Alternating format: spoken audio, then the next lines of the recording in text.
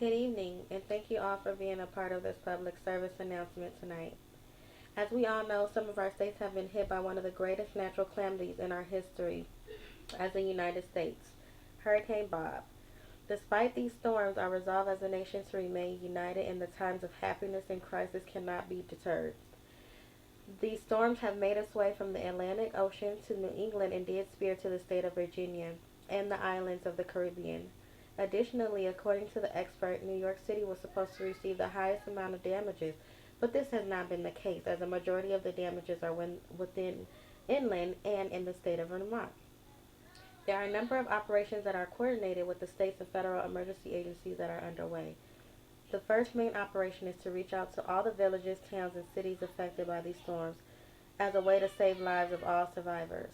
The second operation is providing relief, food, shelter, and medical services to all the individuals and families that have been greatly affected by this hurricane. The third operation will be for the national government and state government to pull all the resources available together in order to restore electricity, water, roads, and other basic amenities needed to reconstruct re, the affected lives so they can resume to normal to the residents as soon as possible.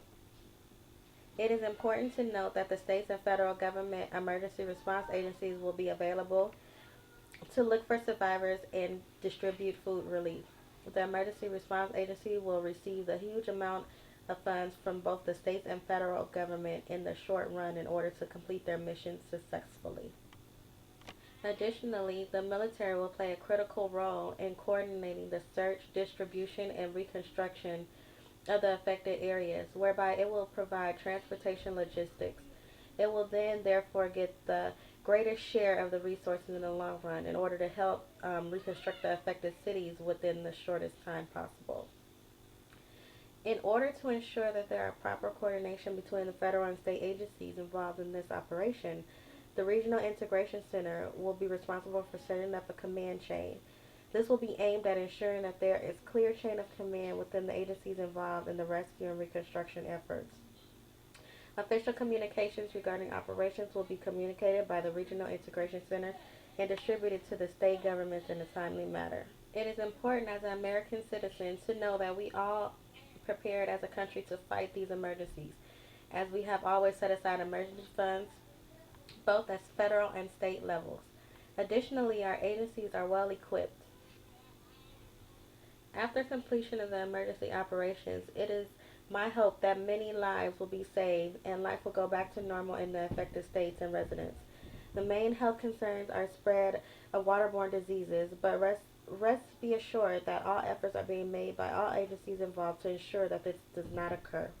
The greatest population that is at risk is younger children and seniors who do not have much energy to fight through these hard moments.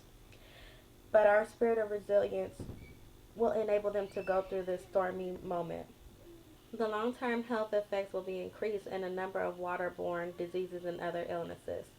Finally, be assured that anybody who is willing to join our rescue efforts is free to do so and can register with state offices responsible for emergency services. Let me have hope and